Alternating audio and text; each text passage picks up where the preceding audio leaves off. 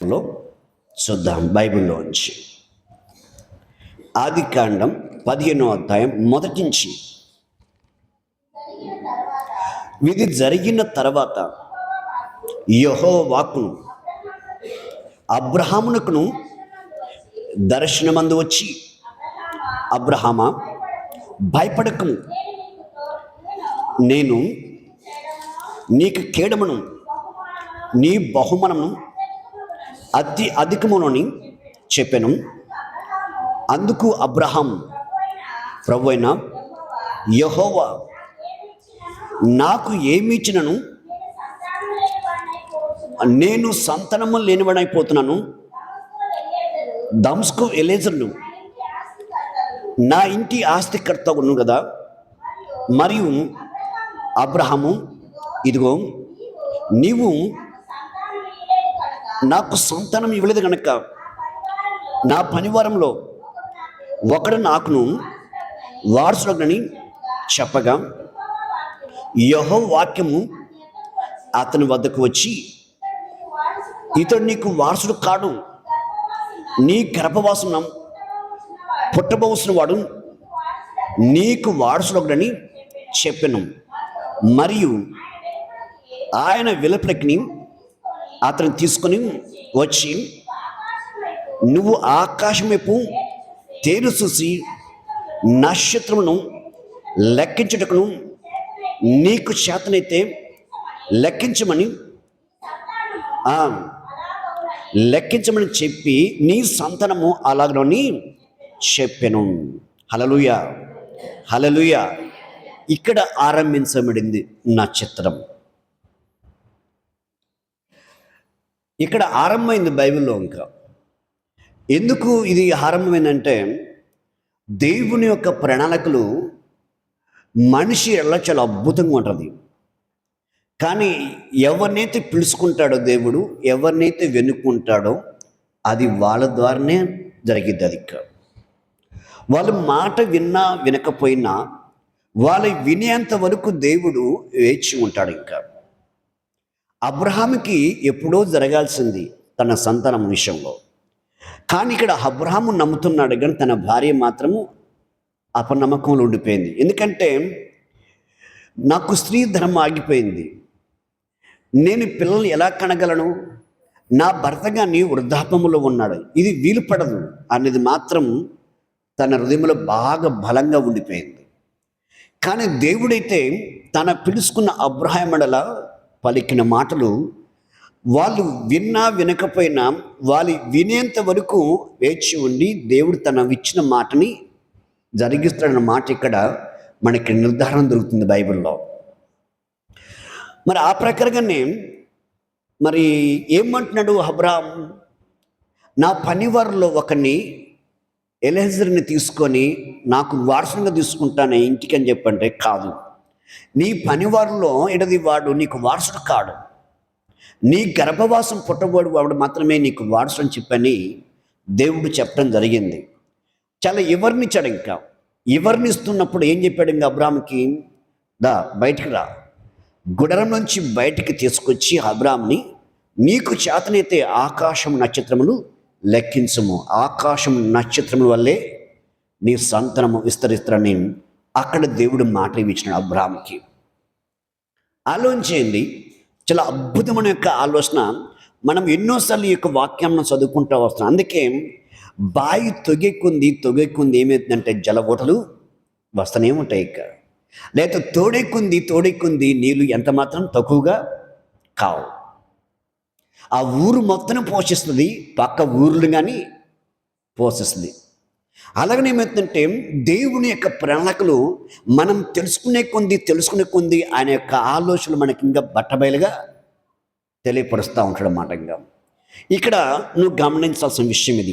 ఇక్కడ అబ్రహాంకి మాట ఇచ్చినాడు, ఆకాశం నక్షత్రం వల్లే నేను నీకు సంతానము కలగజేస్తాను. అలాగే నేను సంఖ్యాకాండం చూడండి, సంఖ్యాకాండం 4వ అధ్యాయము 24వ అధ్యాయం 16వ వచనంలో సంఖ్యాకాండం,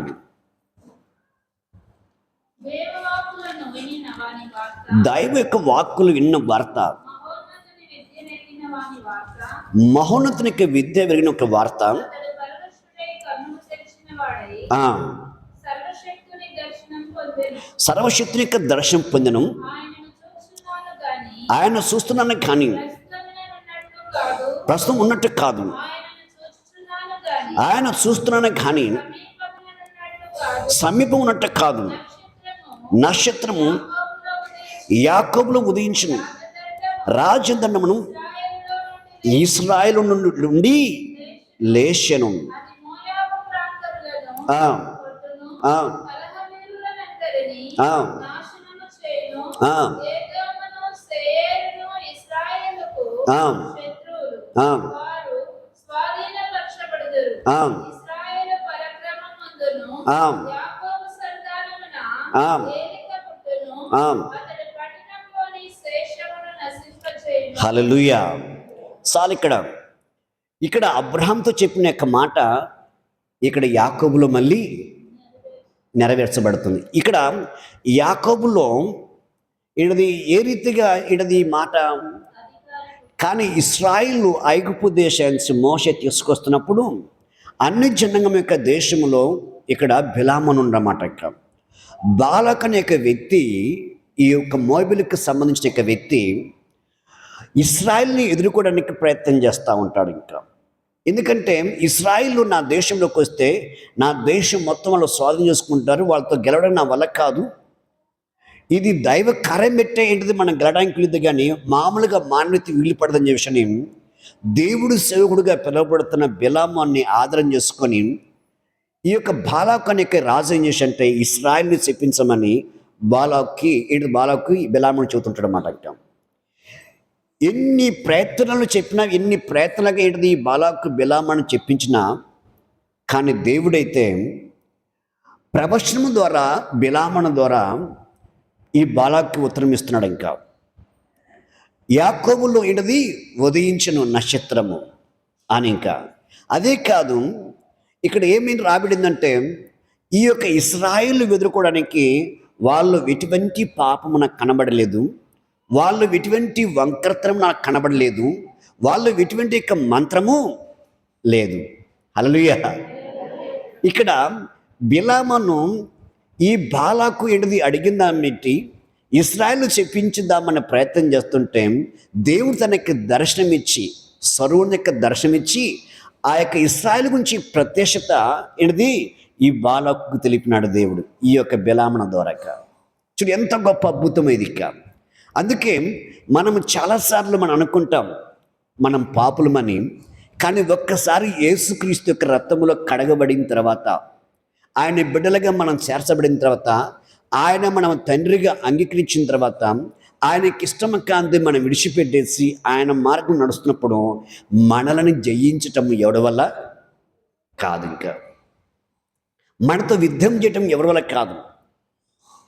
అందుకే మనము చాలాసార్లు చూస్తున్నాం, దాదాపు ఏంటది పాత నిబంధన కాలం నుంచి కానీ యేసు ప్రభు వచ్చిన 2000 సంవత్సరాలు అయిపోయిన తర్వాత కానీ ఎంతోమంది క్రైస్తవుని ఓడించాలని, క్రైస్తవ సంఘాలు ఆపాలని, యేసుక్రీస్తు యొక్క సువార్త ఆపాలని ఎంతమంది ప్రయత్నం చేసినా అది ఎంత మాత్రం ఆగలేదు.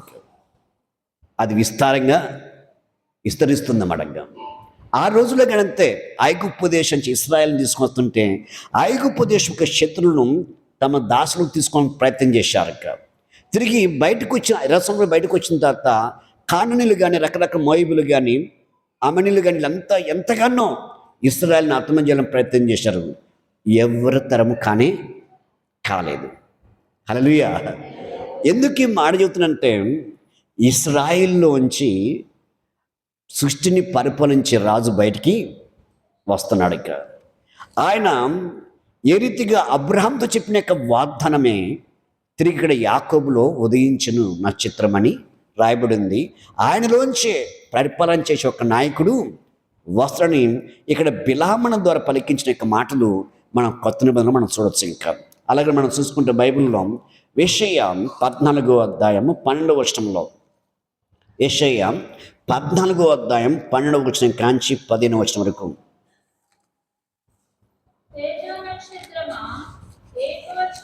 తేజో నక్షత్రమా ఏకుసుక్క నీవు ఎట్లా ఆకాశం పడితివి, జనములను పడగొట్టిన నీవు జనములు పడగొట్టి నువ్వు నేలమట్టు వరకు ఎట్లు నరకబడితివి. నేల మట్టుడికి ఎట్లా నక్కబడితివి, నేను ఆకాశములకు ఎక్కిపోదును. నేను ఆకాశంకి ఎక్కిపోదును. దేవుని నక్షత్రములకు దేవుని యొక్క నక్షత్రములతో పైగా నా సింహాసనములో హెచ్చించి నా సింహాసనం ఇచ్చించదును. ఉత్తర దిక్కున ఉత్తర దిక్కున్న సభాపర్వతం మీద సభ యొక్క పర్వతం మీద కూర్చుండును. కూర్చుండుదును. మేఘమండలం మీదకి ఎక్కి మేఘమండలంకి ఎక్కెదను. మహోన్నతునితో మహోన్నతునితో సమానునిగా చేసుకుని నన్ను సమానంగా చేసుకున్నాని మనసులో అనుకొంటివి. నువ్వు మనసులో అనుకుంటే కదా, నీవు పాతాళమునకు నువ్వు పాత్రలకు నరకంలో ఒక మూలకు త్రోయబడితివి. హల్లెలూయా, హల్లెలూయా. దానికి పేరేంటిది? తేజో నక్షత్రమా ఏంటిది అంటున్నాడు, ఏకుసుక్క అంటున్నాడు ఇక. హల్లెలూయా. ఇక్కడ సాతానుకు సంబంధించిన నక్షత్రం ఒకటి ఉంది, స్టార్ ఉంది. ఇక్కడ చూస్తే క్రైస్తవులకి ఒక స్టార్ ఉంది. దేవుని సింహాసనంతో సమానంగా ఎంచుకోవాలని, ఆయన నక్షత్రములతో ఏంటిది ఇది సమానంగా తన నక్షత్రాన్ని ఉంచుకోవాలని ప్రయత్నం చేసింది. బాగా గమనించండి, ఇక్కడ సాతానుకు సంబంధించిన నక్షత్రం ఉంది, యేసుక్రీస్తుకు సంబంధించిన నక్షత్రము ఉంది. మీకు ఇంకొక విధంగా చెబుతాను, మీకు అర్థమయ్యే భాషలో. ఎవరైనా సరే మీ ఇళ్ళలో ఏదైనా బాగలేనప్పుడు మాంత్రికుని పిలుచుకొని ఏమన్నా ఇల్లు బాగా చెప్తున్నారా, అదే దాన్ని శుభ్రంగా చెప్తున్నారా? చెప్తున్నట్టు ఉంటే చేయి పైకెత్తాలి. మొట్టమొదటిగా ఆ శాతపడి చేసేవాడు ఈ నక్షత్రం లాంటి దాన్ని ముందు ముగ్గేస్తాడు. ఇక్కడ కానీ అది మనకు నక్షత్రంలా కనబడదు, ఒక ముగ్గులాగానే కనబడింది. అది వేసి ఆ 5 దిక్కుల్లో ఏదో వాడు అన్నం మొదలు కలిపి పెడతాడు. తర్వాత దాన్ని పిలుస్తాడు. ఆ ముగ్గేస్తేనే వస్తుంది. అది ఎవడైతే ఏంటది దాన్ని పిలవాలనుకుంటుండో అది ముగ్గేస్తేనే వస్తుంది, లేకపోతే రాదు. ఈ రీతిగా మనం చూస్తున్నాం. సేమ్ ఈ 5 స్టార్లు ఉన్నది అది ముగ్గులాగేస్తారన్నమాట, పలకలాగా ఉంటుంది అన్నమాట. 5 మూలలు ఉంటుందన్నమాట. అది వేస్తేనే వస్తుంది, ఇంక లేకపోతే రాదు. అది ఆ ముగ్గు వేయకుండా పిలవమని వస్తుంది ఏమో చూద్దాం, రాదు. అది ఆ ముగ్గు దేనికి గుర్తు అంటే దానికి గుర్తు, దాని సింబల్, దాని రాజ్యానికి సింబల్. అది వేస్తేనే వాడికి సంబంధించింది రక్తం అనేది అన్నంతో కలిపి ఆడ పెడితేనే వాడు తినటానికి వస్తాడన్నమాట. వాడికి రక్తం అంటే ఇష్టం. అందుకే క్రైస్తవులు అనే వాళ్ళు, దేవుని నమ్ముకున్న వారు కోడిని కోసిన, మేకను కోసిన, పొట్టెలను కోసుకున్న రక్తం భూమి మీద ఒలికించాలి. రక్తం ఉడకబెట్టుకొని తినకూడదు. దాన్ని తిన్నావా సాతాను నీలోకి వస్తుంది. ఎందుకంటే వాడు రక్తము తాగువాడు.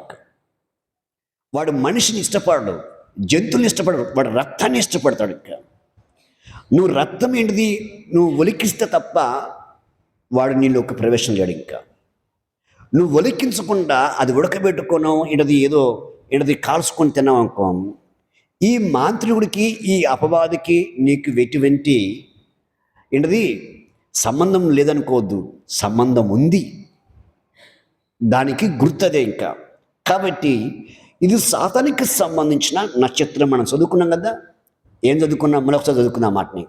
విషయం 14వ అధ్యాయం 12వ వచనంలో ఏం రాయబడింది? తేజో నక్షత్రమా, ఏకువ సుక్క, నీవెట్లా ఆకాశంలో పడుతుంది.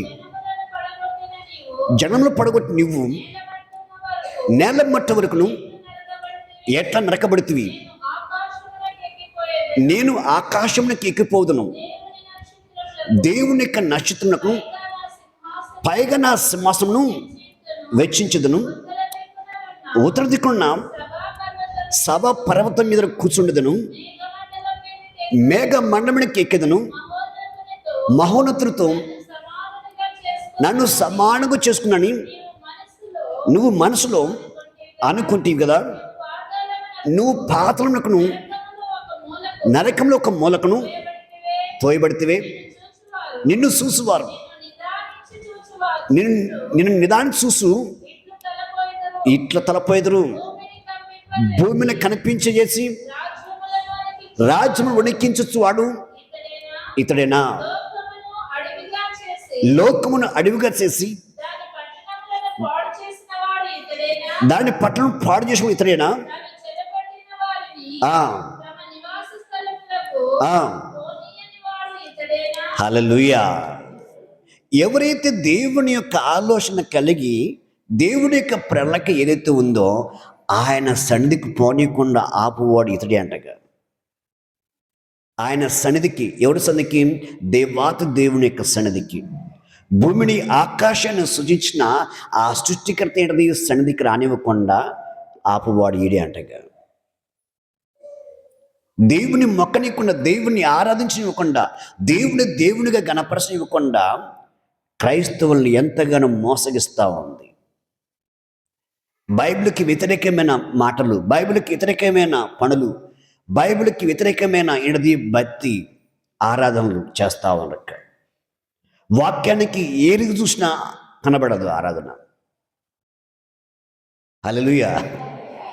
నేను గతంలో చెక్క భజన వినేవాడిని, కానీ అది ఎలా ఉంటుందో తెలియదు. చెక్క భజన అంటే ఏంటిదో అనుకునేవాడిని. కానీ రాత్రి ఇది చూసిన అనమాట. ఇంకా చెక్క భజన అంటే మన కంచెలు ఉంటుంది చూడండి, మన కంచెలు రౌండ్గా ఉంటుంది, అది చెక్కతో తయారు చేసి ఉంటుంది, బారుగా ఉంటుంది అన్నమాట. ఈ మధ్య కానీ మనలో కానీ క్రైస్తవులు చెక్క భజన తయారు చేసిన అనమాట. గజ్జలు ఉంటాయి, దాన్ని కొడుతుండేవాళ్ళు అన్నమాట. ఇది ఎక్కువగా అన్ని ప్రజల్లో ఎక్కువ ఉంటుంది ఈ చెక్క భజన అనేది. కొలన కానీ చెక్క భజన కానీ అది కానీ తీసుకొని భజన చేస్తామని, ఎట్లా కోలాన్ని చేసినట్టు చేస్తామని. అబ్బా, ఎంత భక్తి పరుల బయలు అనిపించింది మనసులో. చూడండి, అందుకే వాళ్ళు మాట్లాడుతుంది, ఈ సంస్కృతి తీసుకొని దాన్ని తీసుకొని మీరు ఆరాధిస్తున్నారు, మీకు సపరేట్గా ఏముందో అది చేయండి, మాది వదిలిపెట్టమంటున్నారు వాళ్ళకి. కానీ వీళ్ళు ఏం చేస్తున్నారు? ఇంకా వాళ్ళని తీసుకొని దేవాదేవుని ఆరాధిస్తున్నారు. ఇంకా ఎంత వ్యతిరేకత కదా, ఎంత విధానం కదా, దేవునికి అవమానం కదా. ఏది చేసిన దేవునికి అవమానం పని చేస్తుంది తప్ప దేవునికి మహిమకరంగా చేయడానికి ఇష్టపడలేదు. ఇంకా రాత్రి ఇంకొక ప్రోగ్రాం చూసినాను. ఇంకా ఎవరో సేవకుడైనా బాగా 60 సంవత్సరాలు 50 సంవత్సరాలు ముసలిని పెట్టి డ్యాన్స్ చేపిస్తున్నాడు, ఆ టేజ్ కట్టించి. ఆకాశంలో ఉదయించిన నక్షత్రం అని పాట పాడేస్తా. అప్పుడు ఆ టేజ్ ఊగుతుంది. ఈ పెద్దోళ్ళు కదా, అమ్మ చిన్నగా ఏమో ఊగుతుంది అని ఈడ తీసోడు చూస్తుండే. ఇక ఆ వీడియోలో పడింది మాట. ఇంకా మాట పడతా ఉంది. ఇక అంత అవసరమా? కాదు కదా. దేవునిగా మనం మొక్కలేనప్పుడు మనం చాలాసార్లు, నాకు సంబంధించిన బంధువులు బొల్లెవని ఎత్తుకొని తెల్లవారులు ఎగురుతుండేవాళ్ళు. మామూలుగా అయితే ఎగరలేరు, తాగితేనే ఎగురుతారు వాళ్ళకి. తాగకుండా ఎగటము ఎవడి వల్ల కాదు అడగ. తెల్లవారులు ఎగరలేదు, ఒకసారి 2 సార్లు ఎగురుతారు, 1 గంట 2 గంటలు, పొద్దులు ఎగురుతారు. ఇంకా తాగిననుకో నా మైకంలోకి వెళ్ళి ఇంక 8 టైంకి తెల్లవారులు ఇంకా ఎవరినో చూసి వాళ్ళని మెప్పించడానికి, లేకపోతే ఇంక పక్కన పోటీ తెలుతా, పోటీ మీద దాన్ని ఆవు నడించడమో ఏదో చేస్తూ ఉంటారు. కానీ తెల్లవాలి ఎగిరి ఎంత అయిపోయింది తర్వాత వాడు 3 రోజుల దాకా ఆ నడుముని ఇప్పుడు ఆ బాధతో బయట రాలేడు. సరే మనం వెళ్ళి పలకరించాం, అరే రాత్రి అంతా ఎగిరిన కదరా, నీకేమైనా దేవుడు కనబడి ఏడ దేవుడు నా నడుము గుళ్ళు అయిపోతాడు వాడికి. ఇది పరిస్థితి. కానీ తెల్లవాలి ఎగిరినంత మాత్రం వాడికి సంతృప్తి లేదు, సమాధానం లేదు, నెమ్మది లేదు, వాడుకున్న కష్టాలు తొలగలేదు, వాడుకున్న బాధలు తొలగిపోలేదు. దేవుడేమంటాడు? ఇక నా ఎదుట నువ్వు చక్కగా నిలబడి ఉంటున్నాడు. చూద్దాం ఆ మాట. ఎజెకియలు 2వ అధ్యాయంలో మొదటి నుంచి, నరపుత్రుడా నువ్వు నా ఎదుట చక్కగా నిలవమంటుండే. ఇక లేదా డ్యాన్స్ చేయమంటాడు. ఏమన్నా అక్కడ ఏం లేదు, చదవండి. నరపుత్రుడా నువ్వు చక్కగా నిలబడము, నేను నీతో మాట్లాడవాలని. ఆయన నాతో మాట్లాడినప్పుడు ఆత్మ నాలోకి వచ్చి నన్ను నిలవబెట్టెను. అప్పుడు నాతో మాటను యొక్క స్వరము నేను చాలు. ఇంకా ఇక్కడ దేవుని యొక్క ఆత్మ వచ్చి ముందు అతనికి చెప్పినాడు దేవుడు. ఇంకా నరపుత్రుడా నువ్వు చక్కగా నిలబడమన్నాడు. మనిషి వల్ల కాల. నిలబడటం. దేవుని యొక్క ఆత్మ తనలోకి వచ్చి అతను చక్కగా నిలబెట్టిందంట. దేవుని యొక్క ఆత్మ తనలోకి వచ్చిన తర్వాత నిలబెట్టినట్ట. దేవుని యొక్క ఆత్మ నీలోకి వస్తే నువ్వు చక్కగా నిలబడతావు, డ్యాన్స్ వేయవు, ఏమయ్యావు. దేవుని యొక్క ఆత్మ రానప్పుడు నీలోకి దెయ్యం ఆత్మ నీలోకి వచ్చి డ్యాన్సులు వేపిస్తుందా లేదా? ఇప్పుడు దెయ్యం వేపిస్తుందా, దేవుడు వేపిస్తుందా డ్యాన్సులు వెళ్ళని? దేవుని యొక్క ఆత్మ నువ్వు ఎప్పుడైతే దేవుని వైపు తిరుగుతావో, దేవుని మాటలు వింటావో, దేవునితో కలిసి నడవాలన్న ఆశతో అడుగు వేస్తావు, దేవుని యొక్క ఆత్మ నిన్ను సక్రంగా నిలబెడుతుంది, నిలబెడుతుంది. ఎప్పుడైనా ఎక్కడైనా చూసినావా దేవుడు ఎగిరినట్టు కానీ, యేసు ప్రభు 33 సంవత్సరాలు ఎక్కడైనా డ్యాన్స్ చేసినట్టు చూసినావా బైబిల్లో? ఎక్కడ లేదు. కానీ ఇందుకు సంబంధించిన వాళ్ళలో ఉన్నారు. వాళ్ళు లేస్తే ముందు డ్యాన్స్ చేసి ఆ తర్వాత ఏదన్నా మేలు చేయడమా కీడు చేయడమా మొదలు పెడతారు. డ్యాన్స్ వేంది వాళ్ళకి నోట్లోంచి మాట రాదు వాళ్ళకి. కానీ నువ్వు నమ్ముకున్న దేవుడు అటువంటి వ్యక్తి కాదు కదా. అందుకే పరిశుద్ధ ఆత్మ మనలోకి వచ్చి మనల్ని నిలబెడుతుంది తప్ప పడవేదు, డ్యాన్స్లు ఎంత మాత్రం ఏనివ్వదు. హల్లెలూయా. సరే, ఇక్కడ పాత నిబంధనలో దావీదు ఉన్నాడు. ఆయన దేవుని యొక్క మందస్సమును గుడారంలోంచి తీసుకొని దేవుని మందిరానికి తీసుకొస్తున్నప్పుడు, అంటే ఒక చోట ఉంది ఆ యొక్క మందస్సము, తీసుకుని వస్తున్నప్పుడు ఆయన నాట్యం ఆడినాడు. ఆయన ఇంకా అన్న పాత నిబంధనలో ఉంది కదని చెప్పని ఆయన దేనికి ఇచ్చినాడు? ఆయన ఎటువంటి విధానానికి ఇచ్చాడంటే, నేను గొర్రెల దొడ్లో ఉన్నా, గొర్రెలకు రాస్తున్న వాడిని, కానీ నన్ను ఇంతగా తన ప్రజలను పరిపాలించడానికి పడిన గోత్రాలని నన్ను రాజుగా నియమించిండు. నేను ఆయనకి ఏమి ఇవ్వగలను? ఆయనకి నేను ఇవ్వడానికి నాకు అక్కడ ఏముంది, ఇది తప్ప అని తన యొక్క ప్రాణము, ఆత్మ, శరీరమును దేవుడిని సమర్పించుకొని దేవుణ్ణి మహింపరుస్తున్నాడు. ఆయన ఆ గంతులతో, అంటే నాట్యంతో. పిచ్చి పిచ్చి డ్యాన్స్లు అయితే వేయలేదు ఆయనకు. ఇప్పుడు మనం చూస్తే క్రిస్మస్ గురించి పాటలు చూస్తే నువ్వు ఏ వీడియోని ఏంటది ఆన్ చేయి, అంత సినిమా డ్యాన్సులు తప్ప భక్తికి సంబంధించిన డ్యాన్సులు ఎక్కడ కనబడవు. ఇది కనబడతా ఉంది. కారణం ఏంటంటే దేవుని యొక్క ఆత్మలో లేకపోతే దయ్యం వచ్చి మనల్ని ఊగితలాడేస్తుంది, డ్యాన్సులు వేపిస్తుంది, పిచ్చి పిచ్చిగా చేస్తుంది. మనిషి దేవునిగా మొక్కటం చేతనప్పుడు ఈ పనులు చేస్తాడు అన్నమాట. దేవునిగా మహింపరచినప్పుడు, ఆయనతో కలిసి నడవలేనప్పుడు ఈ తప్పుడు పనులు ఎంచుకుంటాడు. కాబట్టి అటువంటి యొక్క స్థితిలోకి మనం వెళ్ళకూడదు. ఎందుకంటే ఇక్కడ సాతాను గురించి ఇది తేజో నక్షత్రమా ఏకు సుక్క అని మాట్లాడుతూ దేవుని యొక్క నక్షత్రము పైగా నువ్వు సింహాసనం స్థాపించుకోవాలని చూసినావు. ఇక్కడ సాతానుకి సంబంధించిన నక్షత్రం ఉంది, దేవునికి సంబంధించిన నక్షత్రము ఉన్నది. ఇక్కడ బైబిల్ మనకు రుజువు చేస్తుంది. మనం ఇంకా ముందుకు వెళ్దాం. మత్తయి సువార్త 2వ అధ్యాయం మొదటి నుంచి. రాజైన యొక్క హెరోదు యొక్క దినములందును యూదా బెత్లెహేములో యేసు పుట్టిన యొక్క పిమ్మట ఇదిగో తూర్పు దేశపు జ్ఞానులను యెరూషలేమునకు వచ్చి యూదుల రాజు పుట్టినవాడు ఎక్కడున్నాడని తూర్పు దిక్కున మేము హల్లెలూయా ఏమన్నారు? ఆయన నక్షత్రము చూసి ఆయన పూజింప వచ్చితేమి అన్నారక్క. ఎవరిలు? జ్ఞానులు. బాగా గమనించాలి ఇక్కడ. దేవుడు ఈ లోకానికి వచ్చిన మనిషి కుమారుడికి వచ్చిన తర్వాత నక్షత్రం వచ్చి ఎవరికి తెలిపింది? మొట్టమొదటిగా జ్ఞానులకి, గొల్లవారికి తెలిపింది. గొల్లవారికేమో వెలుగు ఉదయించింది. ఇక్కడ చూస్తే జ్ఞానులు చూస్తేమో నక్షత్రములకి కనబడింది. ఇక్కడ గమనించాల్సిన విషయం ఏంటంటే నక్షత్రం గురించి మనం వింటున్నాం ఈరోజు.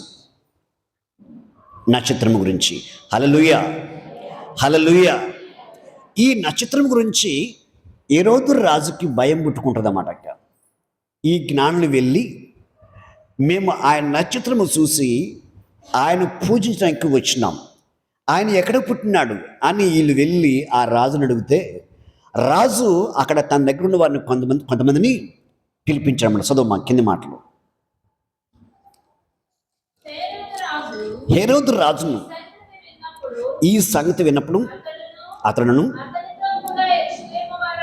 అతనితో కూడా విశ్రమ వారులను కలవపడి. కాబట్టి రాజు ప్రధాన యాజకులను ప్రజల నుండి శాస్త్రులను అందరిని సమకూర్చి క్రీస్తు ఎక్కడ పుట్టినని వారిని అడిగిన. అందుకు వారు యూదయ బెత్లెహేములోనే, యూదయక దేశం బెత్లెహేమా, నువ్వు యూదయక ప్రధానంలో ఎంత మాత్రము అల్పమందిని కావు, ఇశ్రాయేలును నా ప్రజలను పరిపాలించి అధిపతి నీళ్ళను వచ్చును అని ప్రవక్త ద్వారా రాయబడినట్టును ఉన్నదని ఇరికాడు. అంతటా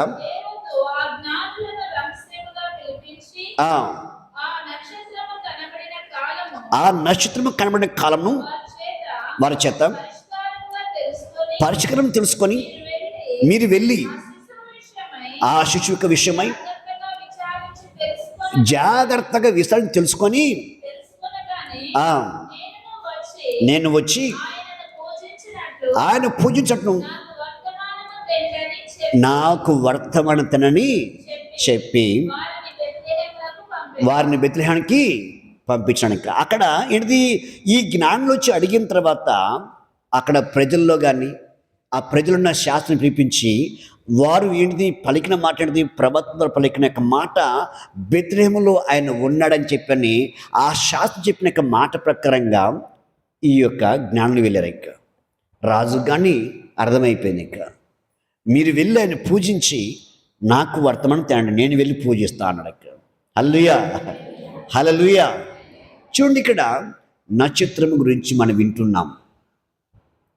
ఈరోజు మనం మొట్టమొదటిగా దేవుని యొక్క నక్షత్రం గురించి వింటున్నాం. మనక దేవుడికి సంబంధించిన నక్షత్రం వేరు, సాతానుకి సంబంధించిన నక్షత్రము వేరు. ఇంకా ఈరోజు అటువంటి యొక్క విషయాల్లోకి మనం వెళ్తే ఇప్పుడు మనం చూస్తున్న ఈ స్టార్ ఏదైతే ఉందో 5 కోణాలది, అది దేవునికి సంబంధించింది ఎంత మాత్రము కాదు. బైబిల్లో చాలా రుజువులుస్తూ ఉంది. ఆల్రెడీ ఇక్కడ దేవుని నక్షత్రం ఉంది, ఇక్కడ సాతాను యొక్క నక్షత్రము ఉంది. ఇంకా మరి ఈ ప్రకారంగా మనం చూసుకుంటే బైబిల్లో ఏ రీతైనా ఏంటిదో మనం చూద్దామని మనం పరిశోధన చేస్తే దానికి సంబంధించింది ఎక్కడ ఆధారాలు కనబడట్లేదు. ఇంకా కానీ యేసుక్రీస్తుకు సంబంధించిన ఆధారాలు చాలా ఫుల్గా చాలా విస్తారంగా ఉన్నాయి. ఎందుకంటే పాత నిబంధనలో దేవుడు తన ప్రవక్తల ద్వారా పలికించిన యొక్క మాటలు ఎన్నో మర్మలుగా ఉన్నాయి. ఇక అవన్నీ మనము తెలుసుకునే ప్రయత్నము అడుగులు ముందుకేసినప్పుడు ఏమైందంటే నిజ సత్యం మనకి అర్థమవుతుంది. ఇక నిజ సత్యంలోకి మనం ఎప్పుడైతే వస్తామో సత్యం మనం ఏం చేస్తుందంటే స్వతంత్రులుగా చేస్తుంది. అపవాదికి సంబంధించిన దాని గుణలక్షణం కానీ దాని యొక్క విధానం కానీ దాని యొక్క ఆశలుగా మనం వెళ్ళకుండా దేవుని చిత్తంలోకి మనం అడుగు వేసి ఆయన మహిమగా పరచడానికి వీలవుతుంది, దేవునిగా మనం ఒకడానికి వీలవుతుందని దేవుని యొక్క వాక్యము సాక్ష్యం ఇస్తుంది. వాళ్ళు ఏ ప్రవక్త గురించి చెప్పుకొచ్చారు వాళ్ళు చూద్దాం. మేకా 5వ అధ్యాయం 2వ వచనంలో, మేకా 5వ అధ్యాయం 2వ వచనంలో ఆ రాజు పిలిపించిన శాస్త్రులు కానీ అక్కడ ఉన్నవారు కానీ అడుగు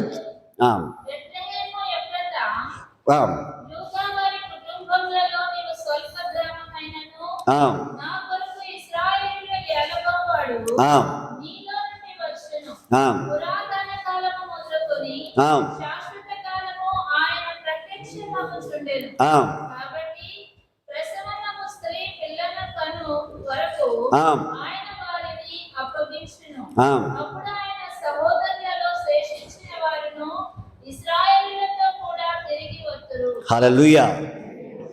ఇక్కడ మేక ప్రవక్త ద్వారా బెత్లెహేము గురించి ఏంటది, ఆ బెత్లెహేము పుట్టబోతున్న యూదుల రాజు గురించి చెప్పబడింది అన్నమాట. వాళ్ళకి దొరికింది ఈ లేఖనం. వాళ్ళకి ఎవరికి, ఆ యొక్క యోధ రాజు ఏంటిది పిలిపించిన ఏంటిది ఆ యొక్క విధానానికి లేఖనానికి వాళ్ళకి దొరికిన యొక్క విధానం పెట్టి చూసుకుంటే ఇక్కడ ఏ రోజు రాజు చెప్పడం జరిగిందన్నమాట. ఆ శాతు చెప్పిన యొక్క విధానంలో ఈరోజు మనం వింటున్న దేవుని యొక్క మాటలు నువ్వు గమనించాల్సిన విషయం ఏంటిదంటే దేవాతి దేవుని మనం మొక్కే విధానము చాలా జాగ్రత్తగా మనం మొక్కాలి. ఎట్టుబడితే ఏంటిది వాళ్ళు ఎవరో చూపించారు, వాళ్ళు ఎవరో చేశారు అని వాళ్ళని వీళ్ళని మనం పొడుచుకుని మనం బతి ఇప్పుడు మనము చేయకూడదు. చేస్తే ఏమిటంటే వాళ్ళకి నచ్చిన బతి చేస్తారు, అన్నిలు ఏదో చేస్తారు కదా మనంగా చేసుకుందాం మన యేసు ప్రభు. కానీ ఇట్లా అన్నిలు పొడుచుకొని అన్నిలు ఏంటిది ఆశలోకి వెళ్ళిపోయి యేసు ప్రభు మొక్కుతున్న వారు చాలామంది చూస్తున్నాం కోకొలగా. కానీ వాక్యానికి ఆధారం అనే యొక్క విధానంలో మనం వెళ్ళాలని దేవుని యొక్క ఉద్దేశాలు. ఇంకా ఇక్కడ ఇంకొక మాట రాయబడింది మత్తయి సువార్త 5వ అధ్యాయం చూడండి 14వ వచనంలో. మత్తయి సువార్త 5వ అధ్యాయం 14వ వచనంలో మీరు లోకమునకు వెలుగై ఉన్నారు. మీరు లోకమునకు వెలుగై ఉన్నారు. కొండ మీద నుండి పట్టణము మరుగై ఉండనేరదు. ఆ, మనుషులు దీపం వెలిగించి కొంచెం కింద పెట్టరు, కానీ ఆ. అది ఇంటి నుండి వారికందరికీ వెలిగించుటకై దీపస్తంభం మీదనే పెట్టుదురు. హల్లెలూయా, హల్లెలూయా. ఇక్కడ ఈ విషయం నీకు చెప్పదలసిన మాట ఏంటంటే కొండ మీద ఉన్న పట్టణమా నువ్వు మరుగై ఉండనేరం. ఎందుకు ఈ మాట చెబుతున్నానంటే వెలుగు నీ మీద ఉదయించినప్పుడు, లేకపోతే వెలుగు నీ మీదకు వచ్చినప్పుడు, లేకపోతే వెలుగు కలిగి నువ్వు తేజలుతున్నప్పుడు నీలో కానీ నీ కుటుంబంలో కానీ దేవునికి ఇష్టంగా ఏది ఉందో అది మరుగై ఉన్న నేరనే నేరదంటక అర్థమైపోతుంది. ఇక ఆ సత్యములోకి నడిపించబడుతున్నప్పుడు సత్యము నిమిత్తము అడుగులు ముందుకేస్తున్నప్పుడు నీలో ఏముందో దేవునికి ఇష్టమ కాంది, దేవునికి నచ్చంది, నీ జీవితంలో ఉన్నది, అది నేను పాడు చేసేది, నీ కుటుంబాన్ని పాడు చేసేది ఏది ఉందో అది తెలుసుకోవటానికి వీలవుతుందంట. ఎందుకు? సీక్రెట్లో ఉన్నప్పుడు మనిషి కనబడదు కదా. సీక్రెట్లో ఒక మనిషి ఉన్నప్పుడు ఆ సీక్రెట్లో తన వస్తువుని ఏదైతే కావాలనుకుంటుందో ఇది వెతుకున్నా కానీ దొరకదు. ఎందుకంటే సీక్రెట్లో ఉన్నాం కాబట్టి. వెలుగు నీ మీదకి వచ్చినప్పుడు, లేకపోతే నువ్వు వెలుగు నిమిత్తంగా అయినది దేవుళ్ళు వెతుకుతున్నప్పుడు, ఆ ఉన్నత శిఖరానికి వస్తున్నప్పుడు కొండమైన పట్టణమా నువ్వు మరుగయ్యి ఉన్న నెరవనడక్క. ఈ రీతిగా మనం చూసుకుంటే దేవుని యొక్క వాక్యానుసారంగా ఆ వెలుగు నిమిత్తంగా మనం తేరుతో అభివృద్ధి చెందుతున్నప్పుడు ఏమైందంటే ఆత్మీయంగా మన జీవితంలో దేవునికి ఇష్టమ కాంది, దేవునికి నచ్చంది, లేదు దేవుడికి ఇష్టంగా ప్రేమించి నడుస్తున్నప్పుడు ఇక్కడ వెలుగు మనలో ఉన్నది ఖచ్చితంగా మనకు తెలియజేస్తుందన్నమాట. నీలో ఈ ప్రభావం ఉంది, నీలో ఇటువంటి యొక్క లోపం ఉంది, నీలో ఇటువంటి యొక్క బలహీనత ఉంది, నువ్వు ఇటువంటి యొక్క నాకు ఇష్టమ కాని వాటన్నిటిని కలిగి ఉన్నావు అని చెప్పడానికి వీలవుతుంది. అందుకే దేవాదేవుడు 7 సంఘాల గురించి ప్రకటనలో మాట్లాడేస్తాడు యోహాను భక్తుడి చేత. ఒక్కొక్క సంఘములో ఉన్న లోపాల గురించి మాట్లాడుతాడు. ఇక సంఘాల గురించి కానీ 7 నక్షత్రాలు ఉన్నాయి, 7 దూతలు ఉన్నాయి, 7 దీపము స్తంభములు ఉన్నాయి. ఇంకా తిరిగి ఆ సంఘంలో ఏమైతే ఉందో ఆ సంఘం యొక్క లోపాల గురించి మాట్లాడుతున్నాడు. ఇక ఏమంటున్నావు? ఒక సంఘం గురించి మొదట నీకున్న ప్రేమ నువ్వు విడిసితివి. ఒక సంఘం గురించి మాట్లాడుతున్నమాట. ఇంకా ఆ ప్రేమ కలిగి ఉంటావా సరే, లేకపోతే నా నోటితో ఉమ్ముని ముఖమేనా ఓస్తాడు దేవుడికి. హల్లెలూయా, హల్లెలూయా. కాబట్టి ఈ రీతికి మనం చూస్తున్నాం. అలాగే నేను దానియేలు 12వ అధ్యాయం 10వ వచనంలో, దానియేలు చూడండి 12వ అధ్యాయం 10వ వచనంలో, దానియేలు 12వ అధ్యాయం 10వ వచనం చూడుకోండి. అనేకులు తమ శుద్ధిపరచుకొని ప్రకాశంక నిర్మలను అగుదురు, దుష్టులు దుష్టకార్యములు చేదురు గనక ఏ దుష్టుడు ఈ సంగతులు గ్రహింపలేకపోను కానీ బుద్ధిమంతులు గ్రహించెదరు. హల్లెలూయా, హల్లెలూయా. చూడండి, ఇక్కడ ప్రకాశం అనేది వ్యక్తులుగా మారుతారంట. ఇంకా ఆలోచించండి. ఇక్కడ ఇంకా మనం చూసుకుంటే ఎందరైతే దేవుని వైపు తిప్పుతారో వాళ్ళ ఆకాశంలో అంట నక్షత్రం వల్లే అని రాయబడి ఉంటుంది. బుద్ధిమంతులైతే ఆకాశంలో జ్యోతులకు పోలి ప్రకాశించెదరు. నీతి మనకు అనుసరించి నడుచుకొనున్నట్లు నడుచుకున్నట్లు ఎవరు అనేకులను త్రిప్పుదురో ఎవరు అనేకులు తిప్పుదురో వారు నక్షత్రముల వలె నిరంతరమును ప్రకాశించెదరు. హల్లెలూయా, హల్లెలూయా. ఆలోచించండి, ఇంకా దేవుని సేవకులు కానీ లేకపోతే దేవునికి సంబంధించిన విశ్వాసులు కానీ పరిచయం చేసేవారు ఎందరినైతే దేవుడు తిప్పుతారో వాళ్ళ ఆకాశంలో నక్షత్రం వల్లే ప్రకాశిస్తారంట లెక్క. ఇక్కడ బైబిల్ రాయబడ్డ మాట. మనము కానీ దేవాదేవుడు ఒక నక్షత్రం గుర్తుగా పెట్టినాడు. ఇంకా అది విశ్వాసులు కావచ్చు, తిరిగి దేవుని సేవకులు కావచ్చు, పరిచయం చేసేవారు కావచ్చు. ఈ రీతిగా మనం చూస్తూ ఉన్నాం. ఇంకా ఇంకొక మాటగా మనం చూసుకుందాం. ఇంకా ప్రకటన 22వ అధ్యాయము 16వ వచనం చూడండి. ప్రకటన 22వ అధ్యాయం 16వ వచనంలో సంఘముల కోసము ఈ సంగతులను గూర్చి మీకు సాక్ష్యమిచ్చుటకు సంఘము గురించి ఈ సంగతులను సాక్ష్యమిచ్చుటకును యేసు అను నేను యేసును నేను నా దూతను పంపి ఉన్నాను. నా దూతను పంపి ఉన్నాను. దావీదు వేరు చిగురును నేను దావీదు ఏరు సిగురును సంతానమును సంతానమును ప్రకాశమానమైన ప్రకాశమానమైన ఏకువ చుక్కనైన ఏకు సుక్కునై ఉన్నాను. ఆత్మయు పెళ్లి కుమార్తె సాలింగక ఇక్కడ రాయబడ్డ మాట చూడండి ఎట్లా రాయబడి ఉంది బైబిల్లో. మనిషి చీకట్లో ఉండే ఒక వ్యక్తిని వెలుగులోకి నడిపించడానికి దేవుడు, లేకపోతే దేవుని గురించి తెలుసుకోవడానికి ఒక నక్షత్రమును జ్ఞానులకు దేవుడు బయలుపరిచినట్టుగా, తిరిగి గొల్లవారికి దేవుడు బయలుపరిచినట్టుగా, చీకట్లో ఉన్న వ్యక్తులకి ఇక్కడ ఏంటిది భూలోకాన్ని రక్షించడానికి ఒక వ్యక్తి భూమికి వచ్చినాడు. కన్యక ఏంటిది మరియ గర్భమును ధరించుకొని ఆయన పశువుల పాకలో జలించని చెప్పేసి ఆ తెలుసుకోవడానికి వాళ్ళకి అర్థం కావడానికి వెలుగుని ప్రకాశింపజేసినాడు అడిగిన ప్రాంతాల్లో గొర్రెలు కాసుకుంటున్న వారికి. అలాగనే ఈడది ఆ యొక్క తూర్పు దేశంలో ఉన్న జ్ఞానులు వాళ్ళు అనేక రకాల గంధాలు భూగోళం గురించి చదువుతున్నప్పుడు ఈ లేఖనం వాళ్ళ కంటికి కనబడింది. ఇంకా వాళ్ళు చాలాసార్లు దాన్ని ధ్యానించారంట. ఇంకా ఒక ఆయన పుట్టబోతుండి లోకానికి రాబోతున్నాడు. ఇంకా ఆ పుట్టినప్పుడంట వాళ్ళ లేఖనం మొత్తం తెలుసుకుని అర్థం చేసుకున్న తర్వాత ఆ పుట్టినప్పుడంట నక్షత్రం వాళ్ళ దగ్గరికి పోయి చూపించిందట. ఇంకా ఎందుకు? వాళ్ళు తెలుసుకుని ఉన్నారు కాబట్టి, వాళ్ళకి అర్థమైన రీతిలో ఉంది కాబట్టి ఎమ్మటే ఆ నక్షత్రం ఈ లోకానికి వచ్చినప్పుడు లోకానికి రక్షకుడు పుట్టినాడైనా అని తెలుస్తున్నాడు. వాళ్ళకి ఆ నక్షత్రం చూసి యేసు ప్రభు పుట్టిన కాడికి వచ్చి ఆయన పూజించారు, ఆయన నామాన్ని ఆరాధించారట. హల్లెలూయా. కాబట్టి ఈ రీతిగా మనం బైబిల్లోంచి మనం చూస్తూ ఉన్నాం. మరి ఈరోజు నీ పరిస్థితి ఏంటది?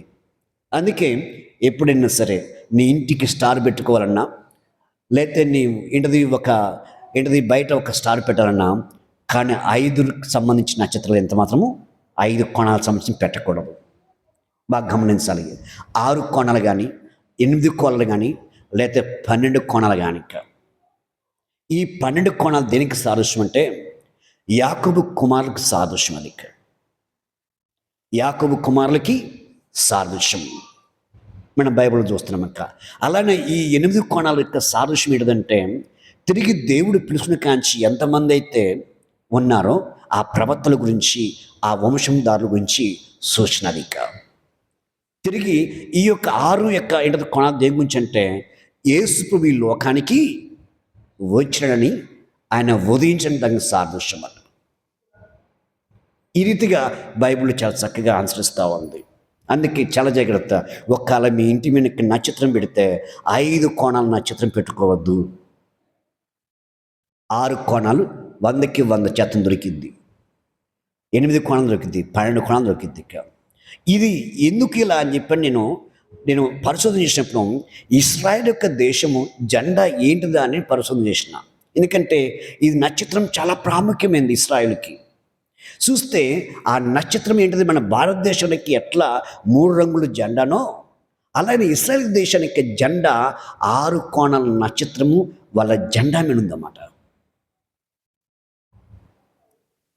హల్లెలూయా. సామాన్యంగా బెటర్ వాళ్ళు చాలా లోతుగా ఆలోచన చేస్తారన్నమాట. కావాల్సిన మీకు ఆ వీడియో పెడతాను. చాలా అద్భుతంగా ఉంది చూస్తుంటే. ఆ క్రిస్మస్ అంటే వాళ్ళకి ముందే స్టార్ట్ అయిపోయింది. ఇక ఆదాము పుట్టిన కాంచి ఒక ఆకారంలో ఒక మంచి తయారు చేసి ఒక ఈదులో నడిపిస్తావనక్క. తర్వాత ఆదమ కాంచి తిరిగి నోహోవా ఓడగట్టి ఆ ఓడని ఆ వీధిలోకి తీసుకెళ్తా ఉన్నారు. తర్వాత మళ్ళీ తిరిగి లోతు, ఇట్లా అబ్రహాము, తర్వాత ఏంటది మళ్ళీ తిరిగి ఆ యొక్క మోషే, ఇట్లా అద్భుతంగా ఒక్కొక్క దానికి ఒక్కొక్క విధానంగా నక్షత్రం పెట్టి అది నడిపిస్తుంటే చాలా అద్భుతంగా అనిపించింది నాకైతే. నేను ఆల్రెడీ దీని గురించి పరిశోధన చేస్తున్నాను, ఏమంటే ఈ వీడియో నాకు వచ్చేసింది అన్నమాట. మరి అది ఎవరు పంపించో మనకు తెలియదు, కానీ అది వచ్చింది. ఇక అది ఆన్ చేస్తే నేను చదువుతున్న ఒక వాక్యం ధ్యానిస్తున్నప్పుడు ఆ వాక్యానికి ఇది వచ్చిందానికి కరెక్ట్గా సెట్ అయిపోయింది. దేవుడు కరెక్ట్గా ఆన్సర్ చేసామన్నమాట నాకు. హల్లెలూయా. కాబట్టి ఎవరైనా సరే ఈరోజు విన్నావు, నక్షత్రం గురించి విన్నావు. ఇంకా గత కాలం అంతా మన ప్రజలు వారికి నచ్చినట్టుగా భక్తి చేసినారు, ఇంకా వారికి తోచినట్టుగా భక్తి చేసినారు. ఇంకా అది అందరు కాదు. దేవుని వాక్యానుసారం నడిచిన వాళ్ళు అలా చేయలేదు. ఇంకా దేవుని వాక్యానుసారంగానే దేవుని మొక్కారు. ఇంకా దేవుని వాక్యానుసారం లేని వాళ్ళు ప్రజలు అలా ఉన్నారు కదా. వాళ్ళు మనంగానే వాళ్ళ ముందు ఒక పండగ చేసుకోండి అనే యొక్క భ్రమలోకి వెళ్ళిపోయి, అటువంటి యొక్క ఉద్రేకతలు వెళ్ళిపోయి ఈ తప్పుడు పనులు చేసుకుంటూ వచ్చారన్నమాట. లెక్క కానీ మనము చాలా జాగ్రత్తగా వాక్యానికి ఆదరణ కలిగి మనం అడుగుల ముందుకేస్తూ దేవుని మనం ఆరాధించడం దేవుని యొక్క ఉద్దేశం, దేవుని యొక్క ప్రణాళిక. దేవుడి యొక్క మాటలు దీవించిన గాక. ఆమెను ప్రార్థన చేసుకుందాం. ప్రతివారు కళ్ళు మూసుకుంటే